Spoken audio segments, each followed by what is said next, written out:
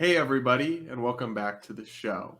Before we get going, I want to ask you a quick favor. If you're watching us on YouTube, make sure you're subscribed and also click the bell notification. I know a lot of you guys are subscribed, but you don't always see our episodes. So click that bell notification so you get notified every time we upload a video with a new guest.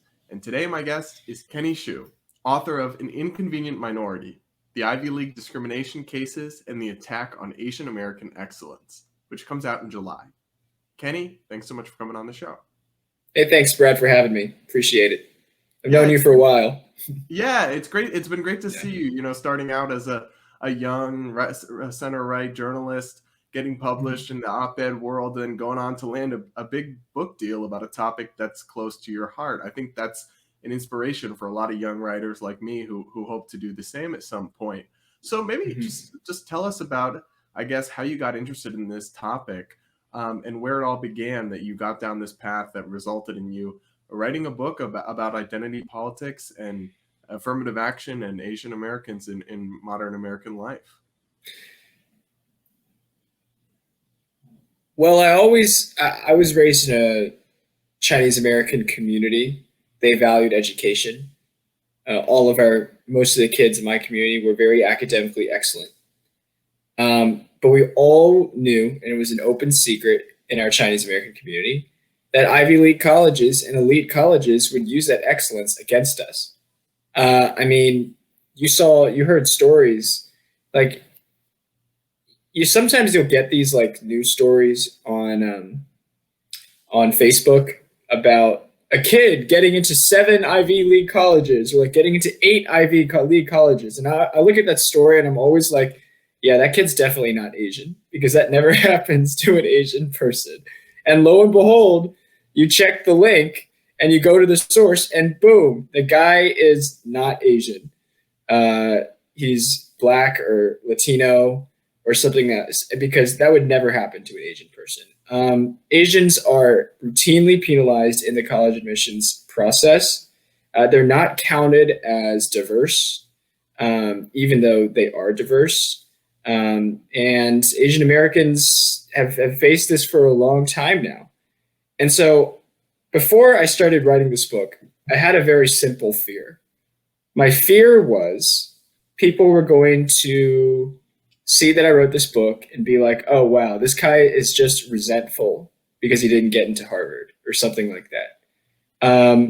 And my political science professor pretty much expressed that to me from the outset when I approached her with this idea. I was like, hey, everybody's talking about like race and diversity issues and stuff like that. And I was like, why don't we talk about like Asians being discriminated in the admissions process? That's pretty cool, right?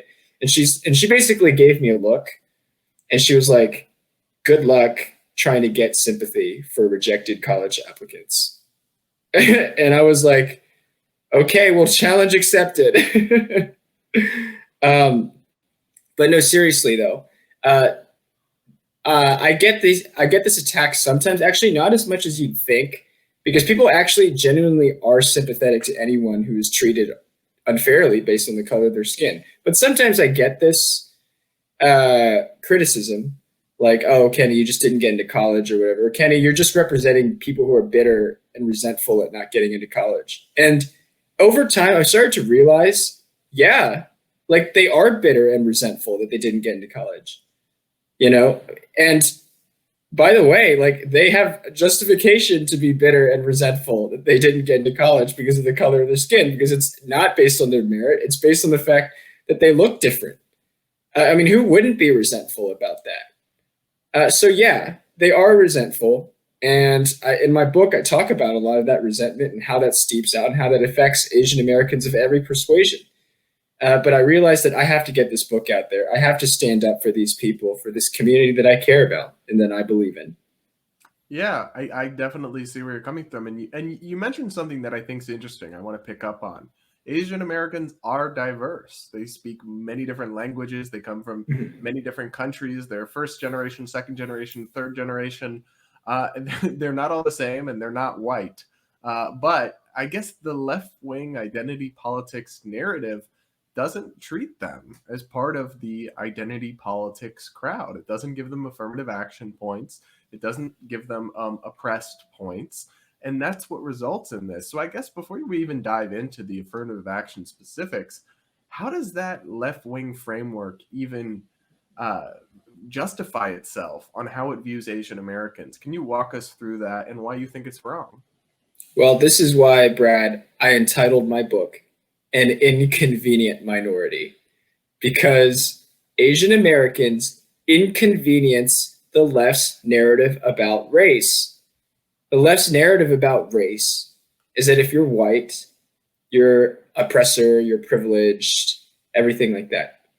And if you're black or if you're a person of color, you are oppressed. You are a victim of white supremacy. And they think that that judgment continues on throughout their entire life, that there's no way of escaping that judgment. But Asian Americans inconvenience that narrative because we are a minority. And by the way, we have been historically oppressed and discriminated in this country. I mean, just take a look at Chinese Exclusion Act, the Japanese Internment Act, everything like that. Asian Americans have faced racism and discrimination in this country. The recent spate of anti-Asian attacks, have just confirmed what we already know. And yet, they have still managed, in spite of that discrimination, to achieve academically in this country and to attain middle-class American status. Asian Americans actually average a median income that is higher than the average American, that is higher than even white Americans. And so what that shows me is it shows me that the left's race narrative does not tell the entire story. That if you work hard, if you value education, you can achieve in this country. And the left is resentful of that. They don't like that Asians are like that. Because it tears apart their entire narrative that we have to blame the white man for systemic racism in this country. Yeah, and I think Asian Americans are a really good example that I do think, like you said, there is a legacy of anti-Asian racism. There's certainly a legacy of anti-Black racism in this country too. But I don't accept kind of the left-wing premises about how much of current outcomes are due to that, right? There's lots of factors that go into it all. But Asian Americans, like you said, they out-earn white people. They have better academic outcomes. And so there's actually a gap between Asian Americans and white people.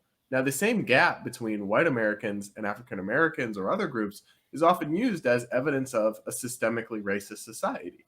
But nobody would look at our society today and say that it is skewed in favor of Asian Americans against white people. So is it just that this successful group in our society just kind of takes the whole narrative apart? Is that what's behind the backlash?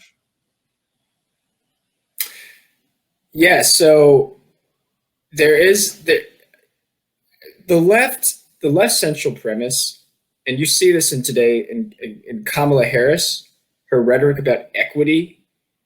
The left central premise today is that differences in outcomes are because of systemic factors that are not related to the individual. So that's why when they see that blacks earn lower wages than white Americans, they blame it on white supremacy. But of course, your point rings true. Asians out-earn whites, so should we blame that on Asian supremacy? Is there an Asian supremacist culture in the United States? I mean, how stupid! It's just dumb. It's right.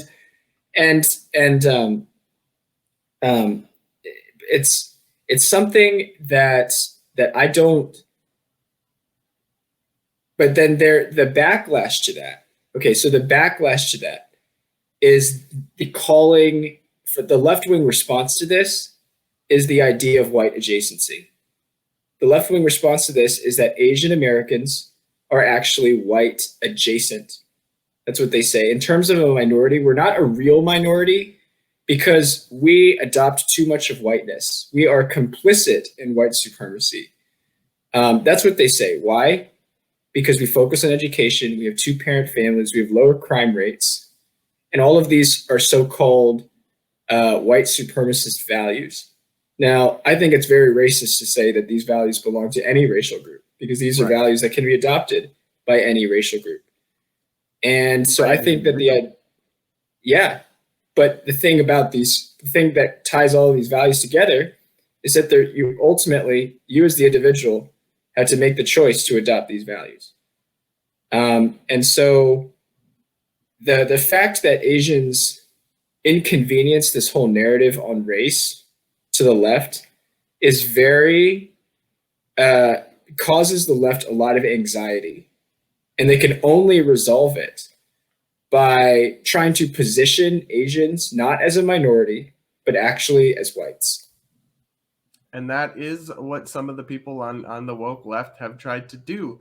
And one of the manifestations of that, I want to shift gears and talk about one of the main topics of your book, affirmative action, is one of the manifestations of that idea.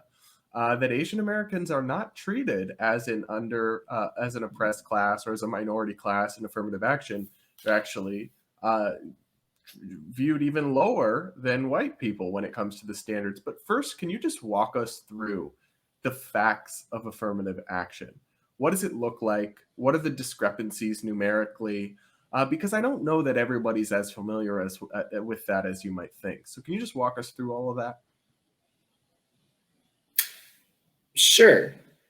So affirmative action arises from a narrative. And I'm not saying that this narrative is either wrong or right, but I want to paint this narrative to you. This narrative is that America has historically been anti-Black. And in order to rectify it, this is, I think, honestly, this is the best way I can explain it. In order to rectify the injustices of America being anti-Black, we have to be pro-Black. And we have to be positively, proactively pro-Black. And that is what affirmative action is. Affirmative action is an attempt to rectify for historical injustices by presently elevating Black Americans into into certain positions in society, particularly elite positions. They're not interested. People who are interested in affirmative action are usually not interested in making more Black carpenters or more Black tradesmen or more Black plumbers. They're more interested in having more Black CEOs, more Black Hollywood stars, more Black Harvard admittees, the elites. They want more Black elites. And so that is, and the reason why is because affirmative action advocates believe in W.E.B. Du Bois's theory of the talented tenth. The idea that the elites of society of a particular race are going to elevate the rest of society of a particular race. The issue with W.E.B. Du Bois's talented tenth theory is that it doesn't really work in practice. The Black elites who are elevated have a temptation to not go back into their community and not necessarily help to their community, but just linger and stay with the elites that they have now been elevated to become. And that is a critique that, by the way, is not a right-wing critique. That's actually a left-wing critique that I've talked to with people of historically Black colleges and universities. People who are elevated into positions in which they're not qualified for, but are elevated because of their race, oftentimes are lured into a sense of their own elitism and their own arrogance, that they don't go back and they help their community.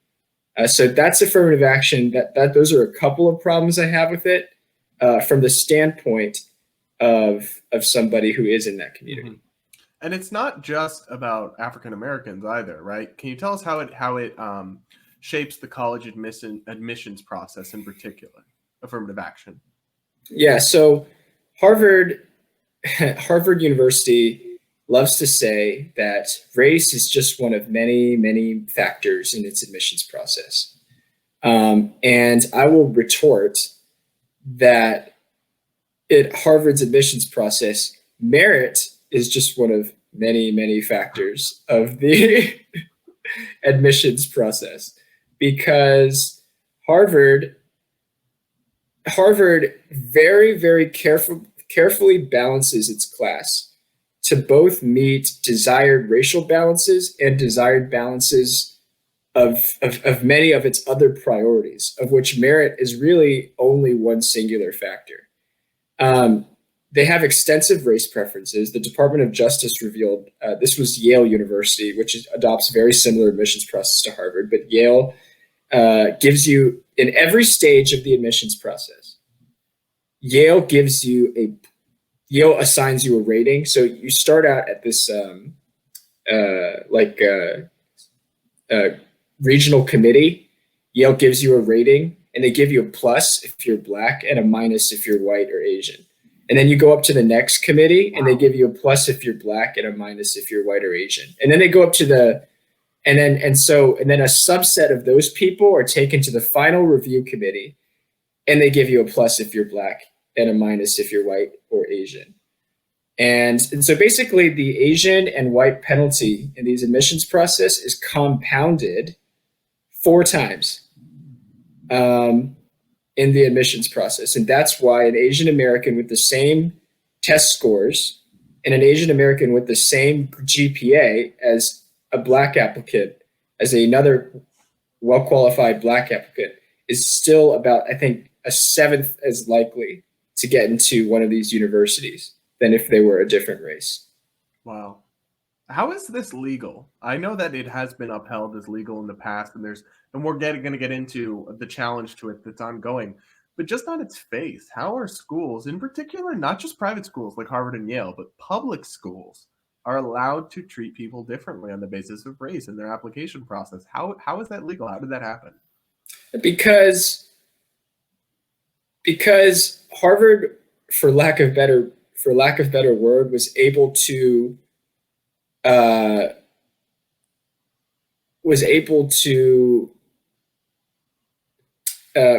seduce the Supreme Court into doing so, for lack of better word.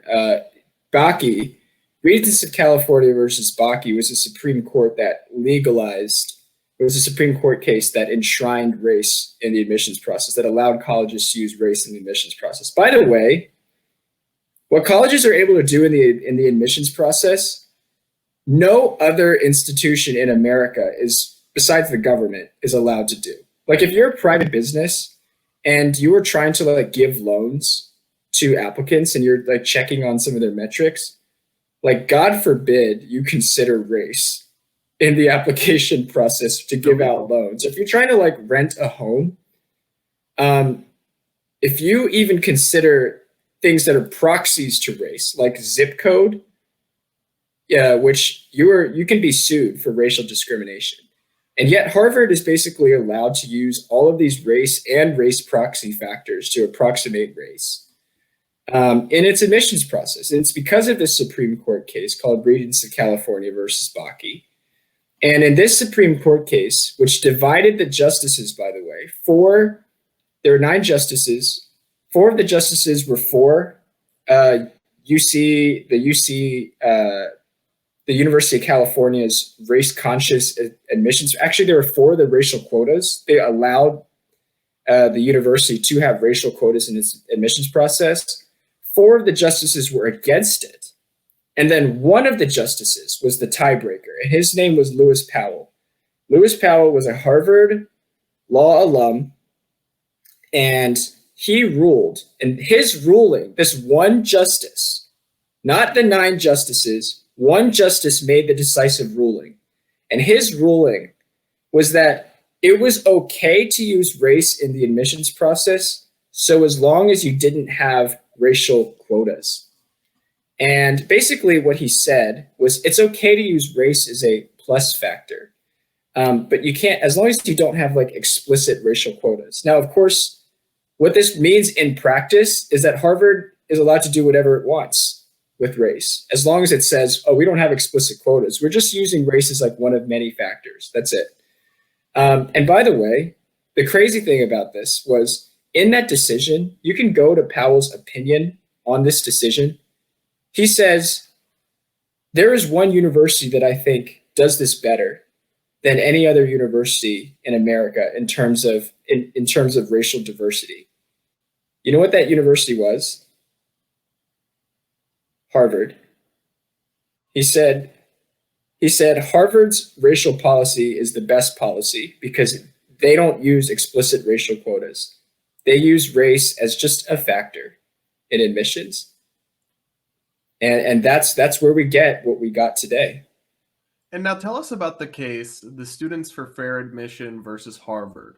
So you've been since the beginning of this big case covering it, but just break us through, like, who are the plaintiffs? When did it come about? What's the premise? And just talk us through this case because it's a big one. So Students for Fair Admissions versus Harvard, which is actually in the Supreme Court right now, could potentially be, if successful, the biggest challenge to race preferences since Bakke. It was started, the plaintiffs of this case was this man named Edward Bloom. He has filed many cases in the past.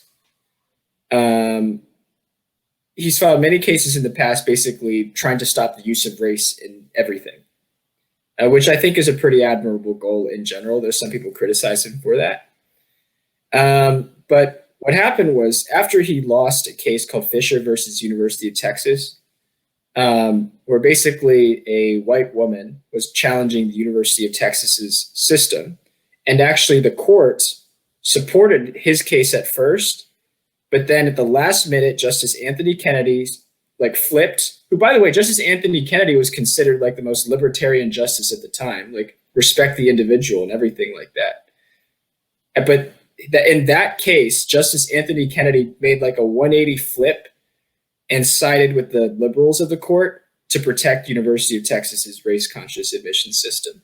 So they lost that case 3-4, and I think with two justices absent. And so this case, so he moved on to this case, Students for Fair Admissions, and the difference is Asian Americans. He uses Asian Americans as the plaintiffs. And this organization, Students for Fair Admissions, represents mostly Asian Americans. Now, what's great about this, or what's interesting about this, depending on your side of the aisle, what's interesting about this case, and that makes it different from other cases, is that the use of Asian Americans cannot be accused of white privilege. You can't say, "Oh, you guys are just privileged people." What? They can be if you're willing to get very creative. If you're willing to get a little creative, yeah, they can be. And by the way, this is what the left has become. They've had to get a little creative. But this organization represents Asian American applicants, and I think this makes the dynamic a lot different. Because now it's not just about, okay, so let's stick it to the white man, bye-bye Abby, or bye-bye Abby Fisher. This is about, okay, actually, the ideals of America that we're fighting for, which is meritocracy, judgment based on the content of your character, not the color of your skin, is not just a tool of white supremacy.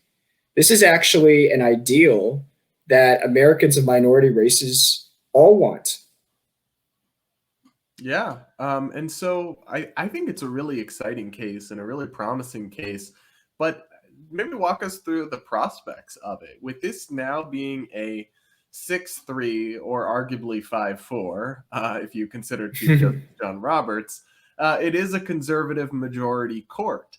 Do you think there's a chance that in this case, that we could see those precedents overturned and affirmative action struck down? Yeah, there's definitely a chance. Here's what the other side has going for it, though. The defendant, Harvard University, has spent a ton of money on this case. And I reveal it in my book, which I will not say in this podcast. But I reveal it in my book how much Harvard has spent on this case. And Harvard has spent it very efficiently. They've hired a big lawyer to try to attempt to dissuade justices the idea that it is discriminating against Asians. And so their defense was actually accepted by the original district court, a liberal district court justice named Allison Burroughs. Their defense was accepted, so the Supreme Court will have to work with appellate jurisdiction over the original jurisprudence of Allison Burroughs, which actually acquitted Harvard in this. But the defense mainly rested on the fact that they used this expert study by this guy named David Card, who is an economics professor at UC Berkeley. And David Card basically said, oh, Harvard doesn't discriminate against Asian Americans when accounting for Harvard's preferences for zip code, Harvard's preferences for neighborhood, Harvard's preferences for desired occupation, and the use of this, and most importantly, the use of this personality score. Basically, what Card argued was that Harvard doesn't discriminate against Asians because Asians are actually just lower personality people, according to Harvard. What? Yeah, right. Yeah, because Harvard grades applicants on 3 metrics: academics, extracurriculars, and this personality score. That's what the admissions documents revealed. And this personality score is highly subjective. And it's funny, it's really interesting, because Asian Americans score highest average on academics. They score highest among all the races over whites, blacks, and Hispanics on extracurriculars. But then when it comes down to this personality score, Asians score the lowest by a vast, steep majority. And you know what this personality score measures according to Harvard? It measures things like likability, humor, charisma, those kinds of things. And where do they get this information? Well, they don't get it from alumni interviews, because Asians score just as high as whites in alumni interviews. They don't get it from teacher recommendations, because Asians score a little bit lower than whites, but higher than blacks or Hispanics on teacher recommendations. And they said they don't get it from any of the objective measurements of personality that you can get, but they get it from somewhere. And my argument is that they use it as a proxy for race. Wow, that's really bad. That's really glaring and disturbing. Yeah. But so to wind us down on this topic, what's your prediction for the Supreme Court outcome? I know it's always hard to tell, but do you have a sense of how it will go? If it makes it to the Supreme Court, I think the Supreme Court is going to rule for students for fair admissions. They're going to rule against Harvard. Yeah. That will send a shockwave through the country. I will say that, and that will be an interesting debate that emerges from it. Everybody, Kenny Xu, author of An Inconvenient Minority, the Ivy League Discrimination Cases, and the Attack on Asian American Excellence. It's coming out in July. You can pre-order it now in the link that's in the show notes. Now, Kenny, the most important part of the show, hit us with your most controversial food opinion. Wow, my most controversial food opinion. I think anchovies are great. Ew. What do you eat? They're just great. You eat them on pizza or just plain? You just pop it. I eat them, dude. I eat them all the time. I love anchovies. Really gross. Ugh. But I don't eat any fish, so maybe I'm just. You don't eat any fish? No. Wow. No fish, no shellfish, and I'm from New England. That's like seafood is our big thing. But no, oh my gosh, I never liked it. Anchovies, I always thought are actually the least bad type of fish because they just taste like salt. Okay, well then there may be some room for common ground here, Brad. But you know what? I guess with food takes like that, I can see why you get a low personality score then. Okay. No, I can't. All right, Penny. I haven't requested my admissions documents yet. We'll see. All right, Kenny. Thanks so much. All right. Thanks so much, Brad.